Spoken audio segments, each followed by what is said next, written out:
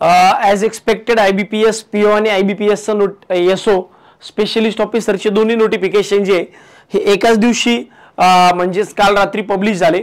आता या दोन्ही नोटिफिकेशनमध्ये काही छोटे मोठे चेंजेस IBPSने केलेत।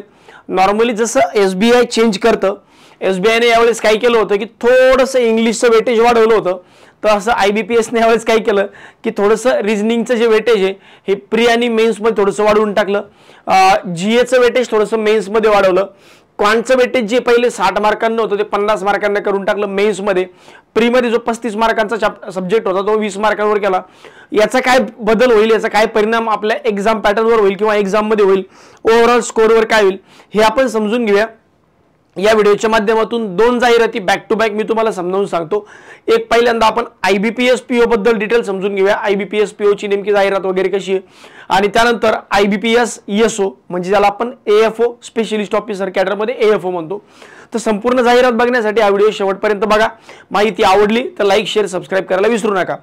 त्यापूर्वी सध्या आपण चॅम्पियन बॅच 5 चालू केली होती 25 जूनला।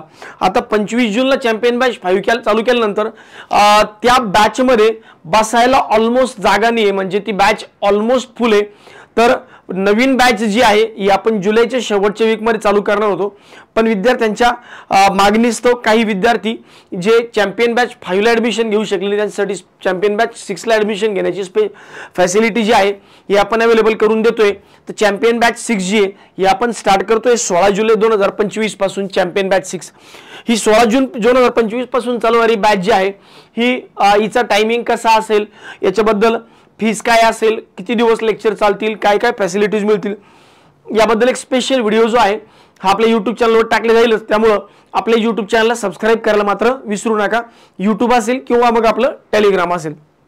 आता पहिल्यांदा आपण IBPS POचं जे नोटिफिकेशन आलंय त्याबद्दल समजून घेऊया की IBPS POच्या नोटिफिकेशनमध्ये यावर्षी काय काय दिले, काय काय थोडेफार बदल केलेत, फार असे बदल आहेत का, आणि त्या बदलांमुळे काय नेमका परिणाम होईल, या सगळ्या गोष्टींची चर्चा आपण करूया।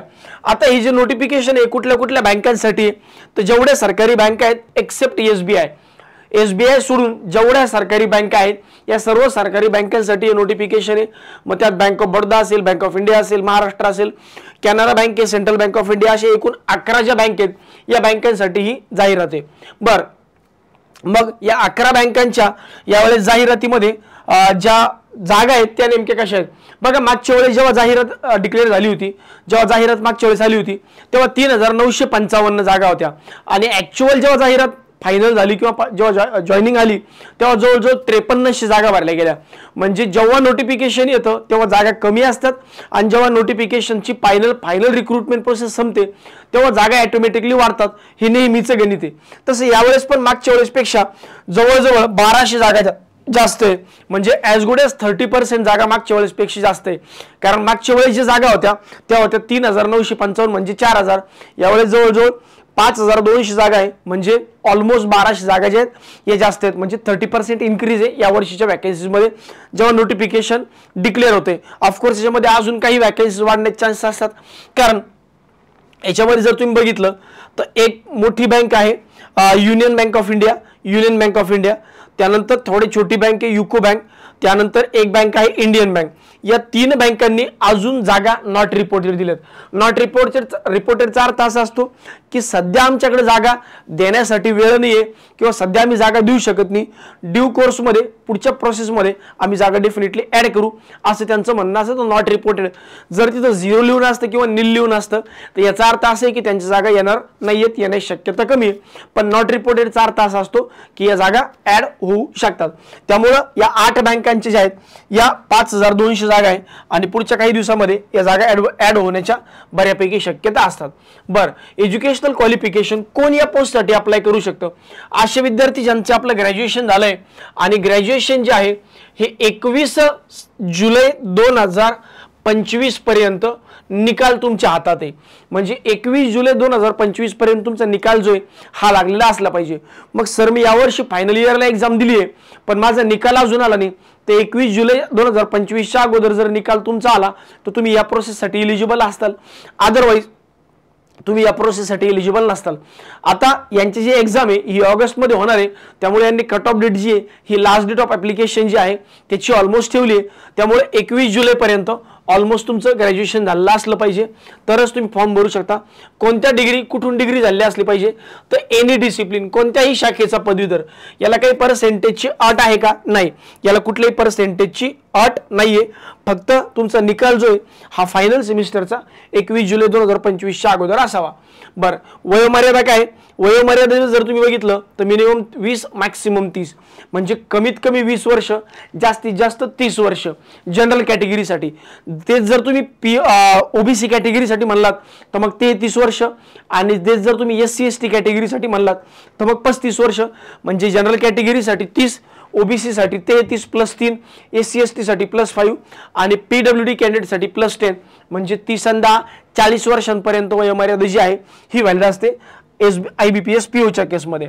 बरं, आता नेमकी याची सिलेक्शन प्रोसेस कशी होईल तर पहिल्यांदा तुमची प्रिलिमिनरी एक्झाम होणार, त्यानंतर मेन्स एक्झाम होणार, इंटरव्ह्यू होणार, डॉक्युमेंट व्हेरिफिकेशन होणार, मेडिकल होणार आणि मग फायनल सिलेक्शन. म्हणजे as good as selection process जी आहे ती एवढीच आहे, प्री, मेन्स आणि इंटरव्ह्यू. बाकी DV, मेडिकल या सगळ्या ज्या आहेत या फॉर्मॅलिटीज आहेत, या एकदम बेसिक फॉर्मॅलिटीज आहेत. तर पहिल्यांदा मला प्री पास करायचे, मला मेन्स पास करायचे, मला इंटरव्ह्यू पास करायचे. तशी प्री एक्झाम जी आहे ही क्वालिफाईंग असते. प्री एक्झाम जी आहे ही क्वालिफाईंग इन नेचर असते. मेन्स आणि इंटरव्ह्यूच्या बेसिसवर तुमचं फायनल सिलेक्शन होत असतं. म्हणजे मेन्समध्ये मिळालेले मार्क आणि इंटरव्ह्यूमध्ये मिळालेले मार्क यांची बेरीज करून ओव्हरऑल मेन्समध्ये मिळालेल्या मार्कला 80% आणि प्रीमध्ये आणि इंटरव्ह्यूमध्ये मिळालेल्या मार्कला 20%. तसं मेन्स आणि इंटरव्ह्यूच्या बेसिसवर सिलेक्शन होतं. प्री जी आहे ही तुमची क्वालिफाईंग इन नेचर असते. बरं सर, मग प्रीचा पेपर पॅटर्न कसा आहे तर बघा इथं थोडेसे चेंजेस यांनी केलेत. यावेळेस इथं थोडेसे चेंजेस केलेत. यांनी काय केलं, नंबर ऑफ क्वेश्चन जे आहेत ते ॲज इट इज ठेवले. नंबर ऑफ क्वेश्चन जे आहेत हे ॲज इट इज ठेवले. रिजनिंग पहिलं पण 35 होतं, क्वांट पहिले पण 35 होतं, इंग्लिश मात्र 30 होतं. फक्त आता काय केलं, रिजनिंगचे मार्क केले 40, क्वांटचे 30 आणि इंग्लिशचे 30. सर याने काय फरक पडेल? बघा फरक पडणार नाही. त्याच्या मागचं कारण असं आहे की टायमिंगमध्ये काही चेंजेस नाही केले. सुरुवातीला जे 35 क्वेश्चन होते ते 20 मिनिटं सोडवावं लागायचे, आताही ते 20 मिनिटात सोडवायचे. इंग्लिशमध्ये 30 क्वेश्चन जे ते 20 मिनिटं सोडवावं लागायचे आता पण. रिजनिंगमध्ये पण तसंच आहे. फक्त आता काय होईल, ज्याचं जो व्यक्ती आहे रिजनिंगमध्ये आउट ऑफ अटेम्प्ट करतोय आणि एखादं रिजनिंगमध्ये थोडे कमी अटेम्प्ट करतोय, आता मला असं वाटतं की हवाला पाड जो आहे आकाशसाठी केला असावा. हा जास्तीत जास्त नॉर्मलायझेशनचा मुद्दा जो आहे तो करण्यासाठी केला असावा, नॉर्मलाइज करण्यासाठी केला असावा, पहिला मुद्दा. दुसरा मुद्दा, जो व्यक्ती रिजनिंगमध्ये थोडे अटेम्प्ट जास्त करेल किंवा 35 पैकी 35 करेल त्याला 40 पैकी 40 मिळण्याला स्कोप आहे. त्याला 40 पैकी 40 मिळायला स्कोप आहे. क्वांटमध्ये आता 35 पैकी 35 मिळायला स्कोप नाही, 30च मिळायला स्कोप आहे. तर मग आता जर समजा उदाहरणार्थ इकडं 40 केलं असतं आणि इकडं 35 केलं असतं, उदाहरणार्थ समजा असं झालं असतं, तर याने काही फरक पडला नसता. कारण की मुलांकडून 35 पैकी 35 अटेम्प्ट पीओच्या केसमध्ये होणं फार कमी असतं, शक्यता कमी असते. पण रिजनिंगमध्ये तसेही ऑलमोस्ट प्रत्येकाकडून 30-35 अटेम्प्ट हे प्रॅक्टिकली पॉसिबल आहे. त्यामुळे मला नाही वाटत की याच्यात काही फार मोठा फरक पडेल. नंबर ऑफ क्वेश्चन कमी जास्त केले असते तर फरक पडला असता. समजा इथं नंबर ऑफ क्वेश्चन 40 आणि इथं 30 केले असते तर मग फरक पडला असता. त्याच्या मागचं कारण असे, कारण बरं त्यातल्या टायमिंग पण तोच ठेवलाय ना, मग म्हणून त्यामुळं ॲज सच याने काही विशेष फरक पडणार नाही. ज्याला जास्त मार्क मिळायचे त्याला जास्तच मार्क मिळणार आहे. तसंही मुलांचं रिजनिंग जे हे कंपॅरेटिव्हली चांगलं असतं ॲज कम्पेअर्ड टू क्वांट आणि इंग्लिश. रिजनिंग तसंही तुमचं स्कोरिंग सब्जेक्ट आहे आणि स्कोरिंग सब्जेक्टचे मार्क वाढवले त्यामुळे याने ॲज सच तसा काही फरक पडणार नाही. कारण ज्या सब्जेक्टमध्ये तुम्ही जास्तीत जास्त अटेम्प्ट करणार आहेत तिथं सगळेच जास्त अटेम्प्ट करणार आहे आणि तिथं सगळ्यांनाच जास्त मार्क मिळणार आहे. त्यामुळं एका हिशोबाने चांगलं पण आहे कारण तुमच्या स्कोरिंग सब्जेक्टचा जो वेटेज आहे हा वाढवलाय, पण एका हिशोबाने हे वाईट पण आहे. का? कारण की त्याच सब्जेक्टमध्ये सगळ्यांनाच जास्त मार्क मिळतात. त्यामुळं दोन्ही गोष्टी सेम असल्यामुळे हे मला असं वाटतं बॅलन्सेस होणार आहे. हे झालं प्रीच्या केसमध्ये. आता मेन्सच्या केसमध्ये त्यांनी काय पॅटर्न चेंज केला. मेन्सच्या केसमध्ये बघा, पहिले ना रिजनिंगचे 45 क्वेश्चन 60 मार्क होते. पहिले रिजनिंगचे 45 क्वेश्चन 60 मार्क होते, कम्प्युटर आणि रिजनिंग यायचं बरोबर. आणि इंग्लिशचे काय होत आणि क्वांटचं कसं होतं, क्वांटचं 35 क्वेश्चन 60 मार्क होते, म्हणजे 120 होते. त्यानंतर इकडे 40 आणि इकडे 40 असा पॅटर्न होता. आता यांनी यावेळेस काय केलं, रिझनिंगला ॲज इट इज ठेवलं. रिझनिंगचं वेटेज वाढवलं का, नाही वाढवलं. फक्त कम्प्युटर काढून टाकलं. तसंही कम्प्युटरवर प्रश्न विचारले जात नव्हते, मग अजून काय बदल केला, क्वांटचे 10 मार्क कमी केले आणि जीएचे 10 मार्क वाढवले. क्वांटचे 10 मार्क कमी केले, जीएचे 10 मार्क वाढवले. आता मला असं वाटतं की इथं पण तोच गोल त्यांनी केला की क्वांटचे नंबर ऑफ क्वेश्चन कमी नाही केले. आता नंबर ऑफ क्वेश्चन जर कमी केले असते तर मग मिनिमम अटेम्प्ट मध्ये मॅक्सिमम मार्क्स मिळायला मुलांना स्कोप राहिला असता. आता इथं पुन्हा काय घोळ होतोय, हा इथं एक गोष्ट चांगली मला कोणती केली आवडली की इथं जीएचे जे नंबर ऑफ क्वेश्चन्स आहेत हे वाढवले. याचा फायदा मात्र तुम्हाला होणार आहे, कारण तुम्ही आता जीए मध्ये अजून जास्त 10 मार्क घ्यायला स्कोप बनला, अजून जास्त 10 मार्क घेऊ शकता. तसंही बघा, क्वांट रिझनिंग मध्ये मेन्स मध्ये मुलांना एक्स्ट्रीम मार्क सगळ्यांना नाहीच पडत, खूप कमी लोक असतात. पण जनरल अवेअरनेस मध्ये मात्र 40-50 केल्यामुळं तिथं 10 मार्क एक्स्ट्रा घ्यायला स्कोप राहिला. ठीक आहे, 10 जरी नाही पडले तुम्हाला तर 5-7 मार्क तुम्ही एक्स्ट्रा घेऊ शकता. क्वांटमध्ये टायमिंग कमी नाही केला, त्यामुळं इथं ॲज काही फरक पडणार नाही. क्वांटमध्ये पहिले जे मार्क मुलांना मिळायचे आताही तेवढेच मार्क मिळतील, कमी पडणार नाही, कारण पहिले 35 क्वेश्चन सुटत नव्हते, आताही 35 क्वेश्चन सुटत नाही. रिझनिंगमध्ये 45 क्वेश्चन आहे, 50 मिनिटांचा टाइम आहे. अगोदर पण बघा, अगोदर मला असं वाटतं 60 मिनिटांचा वेळ होता, 1 तासांचा. तर इथं पहिल्यांदा जो आहे, इथं जो नंबर ऑफ क्वेश्चन होते 45 होते, 60 मार्क होते. आताही 60 मार्क आहे, नंबर ऑफ क्वेश्चन थोडेसे कमी केले.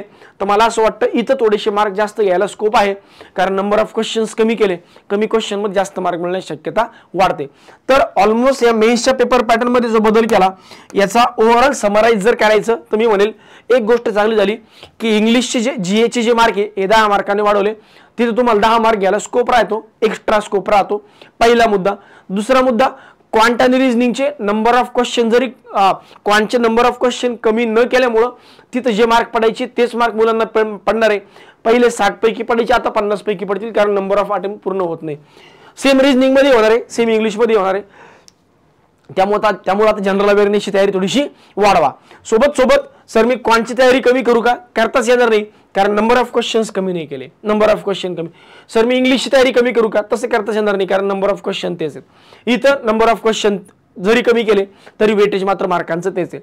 बरं, हा तुमचा मेन्सचा पॅटर्न आहे. सोबत तुम्हाला डिस्क्रिप्टिव्ह म्हणजे एसे आणि लेटर लिहावं लागतं. मग एसे आणि लेटर लिहायसाठी तुमच्याकडे 25 मार्क असतात, 30 मिनिटांचा वेळ असतो. याच्यामध्ये काय असतं, एक एसे असतं आणि एक लेटर असतं किंवा कम्प्रिहेन्शन. यावेळेस त्यांनी एसे आणि कम्प्रिहेन्शन म्हणलंय. एसे आणि कम्प्रिहेन्शन म्हणजे याचा अर्थ असा आहे की एक एसे लिहायला लावतील, एक आरसी पॅसेज सॉल्व्ह करायला लावतील. तर मोस्टली या पद्धतीने असेल.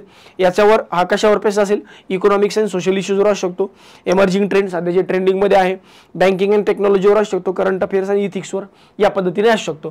तर हा झाला मेन्सचा पॅटर्न. बाकी इम्पॉर्टंट डेटबद्दल जर समजून घ्यायचं तर आजपासून फॉर्म भरणं चालू झाले. 21 तारखेपर्यंत फॉर्म भरण्याची लास्ट डेट ऑफ ॲप्लिकेशन आहे. प्री एक्झामच्या डेट मी तुम्हाला अगोदरच सांगितले आहेत, 6-7 ऑगस्ट पासून प्री एक्झामची यांची चालू होईल. त्यानंतर मेन्स एक्झाम जी आहे ही मेन्स एक्झाम ऑक्टोबरमध्ये असेल, आय गेस 12 ऑक्टोबर डेट सांगितली होती मेन्सची. आणि फायनल रिझल्ट जो आहे, फायनल रिझल्ट प्रोव्हिजनल अलॉटमेंट यावेळेस यांचं म्हणणं आहे जानेवारी-फेब्रुवारी मध्येच होईल. म्हणजे 1 एप्रिलला जी प्रोव्हिजनल अलॉटमेंट व्हायची ती यावर्षी जानेवारी-फेब्रुवारी मध्येच होईल. म्हणजे ओव्हरऑल कॅलेंडर थोडंसं अलीकडेच आलंय, कॅलेंडरवरून समजून घ्या. जर पहिली जी प्रोव्हिजनल अलॉटमेंट 1 एप्रिलला व्हायची, आता ही जानेवारी-फेब्रुवारी मध्येच होणार आहे. कारण यांचं म्हणणं आहे की आम्ही यावर्षी पटपट ॲडव्हर्टिजमेंट काढतोय, तर रिक्रुटमेंट प्रोसेस पण पटापट संपू. त्यामुळे यावर्षी तुमच्याकडे 1 एप्रिलपर्यंत वेळ नाही. म्हणजे गुड न्यूज पण यावर्षी लवकरच भेटण्याचे चान्सेस आहेत. त्यामुळे तयारी आतापासून चांगल्या पद्धतीने करा. बरं, वॅकन्सीज बद्दल जर बोलायचं झालं तर बघा, मागच्या वर्षी मी जसं म्हणलं तुम्हाला 3900च्या आसपास जागा होत्या, 4000. त्या फायनल भरताना 6344 भरल्या. या जागा आहेत, या फायनल जागा आहेत. फायनल जागा नोटिफिकेशन मधल्या नाही आहेत, हे आत्ताचं नोटिफिकेशन आहे. मागच्या वर्षी जे नोटिफिकेशन आलं होतं त्यात 3955 जागा होत्या. ॲक्च्युली त्या जवळजवळ दुप्पटीच्या आसपास झाल्या, दीडपटच्या झाल्या. आता याच्या दीडपट तर होणार नाही, पण मला असं वाटतं 1200 जागा जरी वाढल्या तरी हा आकडा मागच्या वर्षीच्या पुढे निघून जायला पाहिजे असं वाटतं. बाकी जागा वाढतात एवढंच लक्षात ठेवा, किती वाढतील हे आज नाही सांगू शकत. बरं सर, फॉर्म भरताना आम्हाला बँक प्रेफरन्स द्यायचे आहे तर आम्ही बँक प्रेफरन्स कसे द्यावे तर बँक प्रेफरन्स बद्दल मी एक वेगळा व्हिडिओ बनवून टाकेल. तोपर्यंत कुणीही सध्या फॉर्म भरू नका जोपर्यंत बँक प्रेफरन्स येत नाही. आता IBPS ESOच्या नोटिफिकेशन बद्दल समजून घेऊ. IBPS ESOचे जे नोटिफिकेशन आहे हे पण आलं काल. IBPS ESOच्या नोटिफिकेशन मधून 1013 जागांची ही रिक्रुटमेंट आहे. 1013 जागांची. तर 1013 जागांपैकी जवळजवळ 350 जागा मार्केटिंग ऑफिसरच्या आहेत. IT च्या 203 जागा आहेत. AFOच्या 310 जागा आहेत. AFOच्या 310 जागा आहेत. मागच्याही वर्षी असं 300च्या अराउंड नोटिफिकेशन होतं, पण जेव्हा ऍक्च्युअल रिक्रुटमेंट झाली तर 849 जागा ज्या आहेत या फायनल भरल्या गेल्या. त्यामुळे बऱ्यापैकी मागच्या वेळेस सारखंच यावेळेसही नोटिफिकेशन मध्ये जागा वाढतील असं अपेक्षित आहे. तर IBPS ESO मध्ये पण सेम बँक आहेत ज्या IBPS POच्या आहेत. म्हणजे IBPS PO मधून ज्या रिक्रुट बँका नोटिफिकेशन मधून ज्या बँका पार्टिसिपेट करतात 11 नॅशनलाइज बँका सेम. आता नोटिफिकेशन मध्ये वॅकन्सीज जर बघायचं झालं वॅकन्सीज तर बघा ॲग्रिकल्चर फील्ड ऑफिसर ज्याला आपण AFO म्हणतो.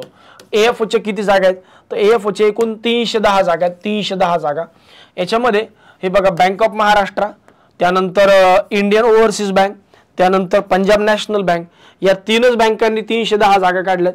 बाकी कॅनरा बँक जी आहे, त्यानंतर तुमची इंडियन बँक जी आहे, पंजाब अँड सिंध बँक जी आहे, युको बँक आहे आणि सर्वात मोठी युनियन बँक ऑफ इंडिया आहे. तर या 5 बँकांनी अजून जागा नॉट रिपोर्टेड दिल्यात. तर नॉट रिपोर्टेडचा अर्थ असा असतो की यांची जागा येण्याचे चान्सेस आहेत. तर यांची जागा 100 जरी मोठी ॲव्हरेजली वाढल्या तरी अराउंड 500 जागा आरामात वाढू शकतात. जो मागच्या वर्षी एवढा 11 850 900च्या घरात जाऊ शकतो. त्यामुळे जागा वाढतील का तर हो 101% AFOच्या जागा वाढतील. सर AFOच्याच वाढतील का नाही, सगळ्याच बँकांच्या वाढतील. हे जे आहेत या ॲक्च्युली मला असं वाटतं राजभाषा अधिक नाही लॉ ऑफिसर होत्या. या कोणत्या जागा होत्या ठीक आहे सांगतो. IT ऑफिसरच्या जवळजवळ 203 जागा आहेत. मार्केटिंग ऑफिसरच्या ज्या आहेत मार्केटिंग ऑफिसरच्या असतील या मार्केटिंग ऑफिसरच्या या आहेत मार्केटिंग नाही मार्केटिंगच्या जागा देत्या या 10 जागा आहेत ना या राजभाषा अधिकारीच्या होत्या बरोबर लॉ ऑफिसरच्या आहेत. त्यानंतर या जागा आहेत ते कट झालं बघा थोडंसं. या जागा लॉ ऑफिसरच्या आहेत. लॉ ऑफिसरच्या जवळजवळ 56 जागा आहेत टोटल. त्यानंतर IT ऑफिसरच्या 203 जागा आहेत. त्यानंतर मार्केटिंग ऑफिसरच्या 350 जागा आहेत आणि त्यानंतर या राजभाषा अधिकारीच्या आहेत 78 जागा. तर अशा एकूण 6 नोटिफिकेशन IBPS ESOच्या माध्यमातून 6 कॅडरमध्ये रिक्रुटमेंट होते. एक कोणती AFO, त्यानंतर कोणती लॉ ऑफिसर, त्यानंतर कोणती मार्केटिंग ऑफिसर, त्यानंतर कोणती IT ऑफिसर, त्यानंतर कोणती राजभाषा अधिकारी या 5 आणि अजून HR आणि पर्सनल. तर याच्या जवळ 310 जागा आहेत. लॉच्या जवळजवळ 10 जागा आहेत. मार्केटिंगच्या 350 जागा आहेत. IT ऑफिसरच्या 203 जागा आहेत. याच्यापैकी एक 56 जागांची ॲड आणि एक 78 जागांची ॲडव्हर्टिजमेंट आहे. तर अशा मोठी मार्केटिंगच्या आणि AFOच्या यावेळेस चांगल्या जागा आहेत. ITच्या पण चांगल्या जागा आहेत. मग यासाठी नेमकं कोण इलिजिबल असतं सर, कोण याला फॉर्म भरू शकतं या स्पेशलिस्ट ऑफिसर कॅडरमध्ये. आता स्पेशलिस्ट ऑफिसर कॅडरमध्ये जर तुम्ही विचार केला तर स्पेशलिस्ट ऑफिसर कॅडरमध्ये बघा इथं कोण फॉर्म भरू शकतं बघा. जर तुम्हाला IT ऑफिसरसाठी फॉर्म भरायचा आहे IT ऑफिसरसाठी 203 जागांसाठी तर तुमचं 4 वर्षांचं इंजिनिअरिंग कंप्लीट झालं असावं. इंजिनिअरिंग किंवा कशामधून computer science computer application IT मधून इलेक्ट्रॉनिक्स अँड टेलिकम्युनिकेशन आणि इलेक्ट्रॉनिक्स इन्स्ट्रुमेंटेशन किंवा पोस्ट ग्रॅज्युएशन असावं तुमचं कम्प्युटर ॲप्लिकेशनमधून. ॲग्रिकल्चर फील्ड ऑफिसरसाठी जर तुम्हाला फॉर्म भरायचा आहे तर बघा ॲग्रिकल्चर फील्ड ऑफिसरसाठी तर वास्ट आहे. ॲग्रिकल्चर फील्ड ऑफिसरच्या 310 जागा आहेत. 4 वर्षांची डिग्री पाहिजे कशातून agriculture, horticulture, animal husbandry, veterinary science, dairy science, fishery, pisciculture, agriculture marketing and operations. आता मी असं म्हणतो इन शॉर्टमध्ये agriculture and its all allied branches. All allied ब्रँचेसमध्ये म्हणजे जे 4 वर्षांचा डिग्री कोर्स आहे 4 वर्षांचा डिग्री कोर्स आहे त्या 4 वर्षांचा डिग्री कोर्स ॲग्रिकल्चर म्हणा किंवा मग ॲग्रिकल्चर अलाइड ब्रँच म्हणा. मग फूडटेक आलं, बायोटेक आलं, ॲग्रिकल्चर इंजिनिअरिंग आलं, त्यानंतर फॉरेस्ट्री आलं, त्यानंतर पेसिकल्चर आलं, ॲनिमल हजबंड्री आलं. तो ऑलमोस्ट ऑल जे रिक्रुटमेंट आहे ऑल ज्या डिग्री आहे तुमचं 4 इयर्सची डिग्री याच्यामधून झालं असलं पाहिजे. राजभाषा अधिकारीसाठी तुमचं हिंदी विथ इंग्लिश असा सब्जेक्ट असावा पोस्ट ग्रॅज्युएशनला आणि सोबत तुमचं graduation post graduation degree Hindi with English किंवा post graduation degree Sanskrit with English and Hindi. बरं, लॉ ऑफिसरसाठी LLB झाला असावं आणि तुमचं बार काउन्सिलला नाव नोंदणी केलेली असावी. HR साठी MBA HR झाला असावं. मार्केटिंगसाठी MBA मार्केटिंग झाला असावं. मिनिमम 2 इयरचं डिग्री असलं पाहिजे. Graduate and 2 years full time degree, full time हे जे तुमचे मणिपालचे कोर्स असतात हे या ठिकाणी इलिजिबल होत नाही, त्यामुळे मणिपालचा कोर्स चालत नाही. बरं, इलिजिबिलिटी क्रायटेरिया समजून घेतलं. एज लिमिट 30 आहे. जनरल कॅटेगरीसाठी 20 ते 30, OBC साठी +3, SC ST साठी +5 आणि PWD कॅन्डिडेटसाठी +10. Selection process pre exam, त्यानंतर मेन्स एक्झाम, त्यानंतर इंटरव्ह्यू, प्री मेन्स आणि इंटरव्ह्यू, त्यानंतर DV मेडिकल आणि फायनल सिलेक्शन. या नॉर्मल प्रोसेस आहे. पहिले तुम्हाला प्री द्यायची, नंतर मेन्स द्यायची, नंतर इंटरव्ह्यू द्यायचा आहे. सर प्रीमध्ये आमचा पॅटर्न काही बदलला का? नाही, तुमच्या केसमध्ये कुठलाही बदल झालेला नाही. तुमच्या केसमध्ये मात्र पॅटर्न तोच आहे. Reasoning 50 question 50 mark, English 50 question 25 mark आणि क्वांट 50 क्वेश्चन 50 मार्क. 125 मार्कांची परीक्षा आहे आणि 150 प्रश्न असतील. या पद्धतीने टायमिंग पण 40 मिनिटांचा आहे, 2 तासांचा पेपर. सर आमच्या केसमध्ये मेन्समध्ये काही बदल झाला का? नाही, 60 क्वेश्चन 60 मार्कांनाच आहे, त्यामुळे मेन्समध्ये पण असं तसा काही बदल झालेला नाहीये. मेन्समध्ये पण असं तसा काही बदल झालेला नाही. तुम्हाला पण सेम तसंच आहे. ऑनलाईन ॲप्लिकेशन जे हे फॉर्म चालू झालेत बघा. 1 जुलै 2025 पासून ते 21 जुलै 2025 पर्यंत फॉर्म चालतील. 31 ऑगस्टला प्रिलिमिनरी एक्झाम आहे आणि मेन्स एक्झाम जी आहे, मेन्स एक्झाम ही तुमची 9 नोव्हेंबरला अगोदरच मी सांगितली. तुमचा पण फायनल रिझल्ट जो आहे हा जानेवारी फेब्रुवारीमध्ये ऑलमोस्ट लागून जाईल, त्यामुळे यावर्षी 1 एप्रिलची वाट पाहण्याची गरज पडणार नाही, एवढंच मी सांगेल. ठीक आहे. बाकी आता इम्पॉर्टंट डेट्स कळाल्या.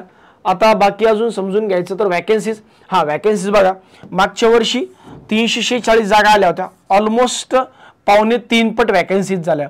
आता यावर्षी 300 जागा आहे, तिप्पट जरी वॅकन्सीज झाल्या तर 930 जागाच्या आसपास होऊ शकतं मिनिमम.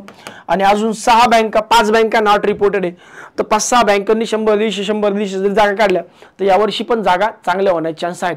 मागच्या वर्षी जर तक्ता बघितला 884 जागा आल्या होत्या, 1266 भरल्या. 554 जागा आल्या होत्या, 1000 भरल्या. 346 जागा आल्या होत्या, 946 जागा झाल्या. तो ऑलमोस्ट प्रत्येक वेळेस जेव्हा नोटिफिकेशन येतं त्याच्यापेक्षा वॅकन्सीज ज्या आहेत या डेफिनेटली जास्त असतात. आता अबाउट बँक प्रेफरन्स, मी जसं सांगितलं की बँक प्रेफरन्स तुम्हाला सुद्धा वेगळा देईल. वेगळा व्हिडिओ बँक प्रेफरन्सच्या माध्यमातून यावेळेस बनवून टाकणार आहे.